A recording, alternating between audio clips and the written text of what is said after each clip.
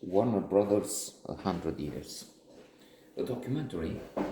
I'm not sure if it's a docu-series. Maybe there's more coming. Nonetheless, compelling. I like it. In fact,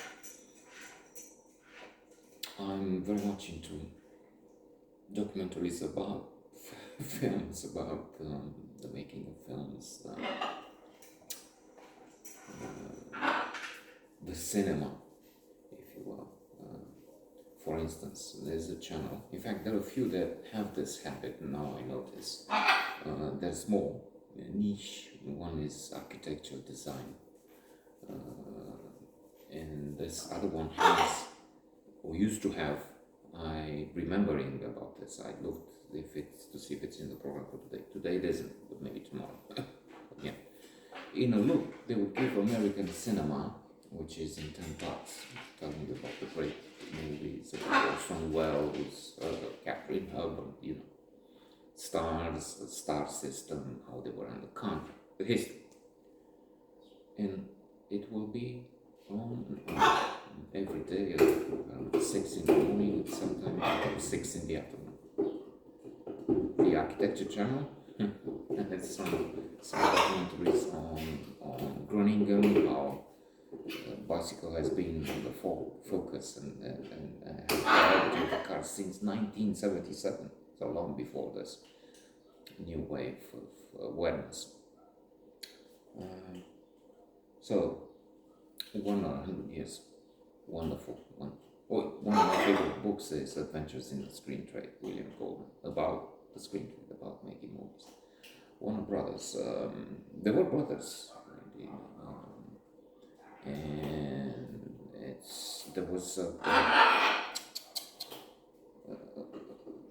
a story you see on movies, really, between one of the brothers, as far as I can remember, Jack, bought the studio by cheating. Said, okay, let's sell. But it turns out he was the buyer under a different shell. And then the different movements, the different great movies. Kubrick, making The Shining. Who was saying that they invite actors, directors to talk about this, about the studio and about the history, about some of the great movies made there. Shining didn't have such a great success. It was the making, how Kubrick, I also know about that, seeing a documentary about him, that he was very meticulous. Is not who he would take a long time to make a movie.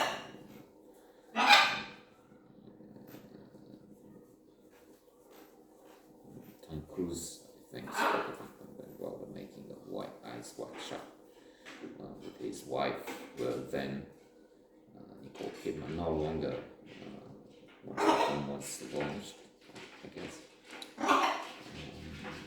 Jack Nicholson, how he was aggravated at one point because forever. Superman, I didn't know, with Christopher Reeve was the one that launched all this praise.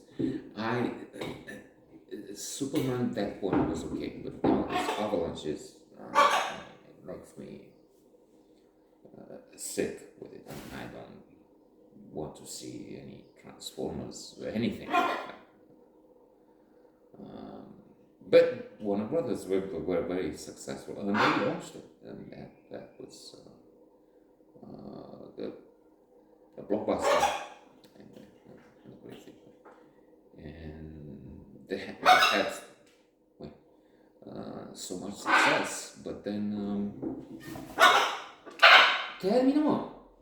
They also made some bets which worked for some time. For instance, Atari was a big thing, something like Sony PlayStation.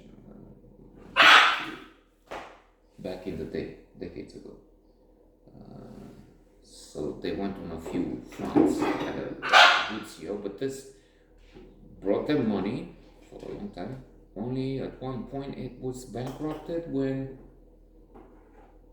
yes, they launched the ET, another massive, huge movies, classics, of course. And they said, okay, we'll launch the game. The what was a video game? Atari game anyway. But they couldn't. It took a long time, and it was not launched, and that bankrupted Atari, which was a part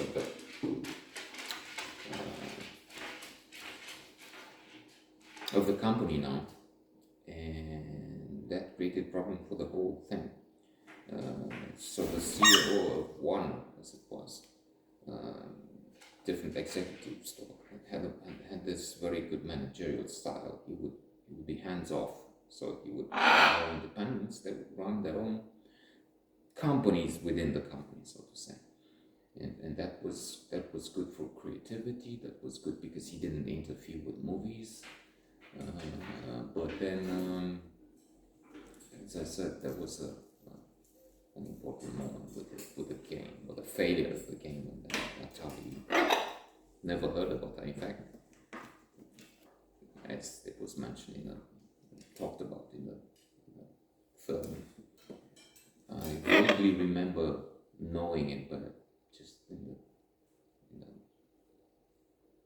rear mirror, long time ago. Yeah, dead for so many years, of course. Yes, lovely.